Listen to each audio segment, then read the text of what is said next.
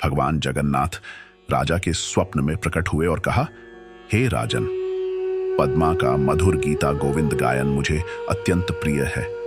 उसकी भक्ति और स्वर की मिठास से मैं इतना मोहित हो जाता हूँ कि स्वयं उसे सुनने के लिए मंदिर से बाहर चला जाता हूँ। यदि तुम चाहते हो कि मैं मंदिर में सदैव विराजमान रहूं, तो इस दिव्य गायन को श्री मंदिर में नियमित रूप से प्रारंभ किया जाए। राजा ने तुरंत अपने सेवकों को पद्मा को ढूंढने भेजा।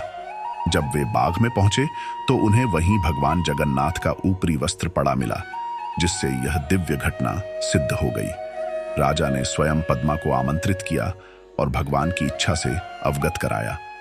यह जानकर कि स्वयं भगवान उसकी मधुर वाणी सुनना चाहते हैं, पद्मा अत्यंत हर्षित हुई और पुरी जाकर सेवा करने के लिए सहर्ष तैयार हो गई।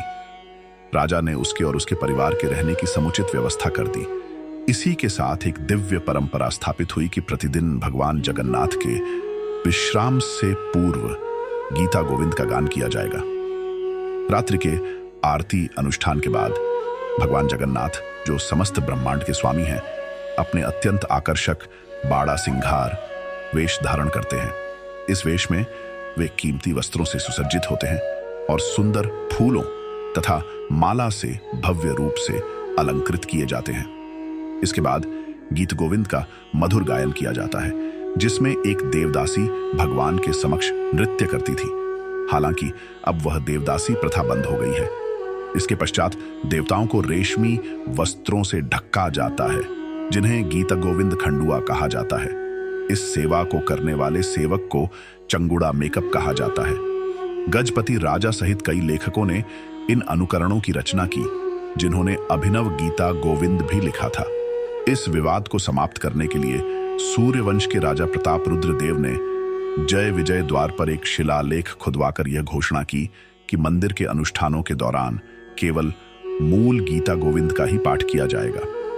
इस प्रकार गीता गोविंद का संगीत और नृत्य के माध्यम से जगन्नाथ मंदिर से एक अनंत संबंध स्थापित हो गया। आज भी गीता गोविंद विभिन्न संगीत रचनाओं और नए प्रयोगों के बावजूद अपनी विशिष्ट प्रतिष्ठा बनाए हुए है। गीता गोविंद और भगवान जगन्नाथ कहानी जानने के लिए पूरी प्लेलिस्ट के सभी एपिसोड का आनंद लें और भक्ति और ज्ञान मार्ग से जुड़े रहें।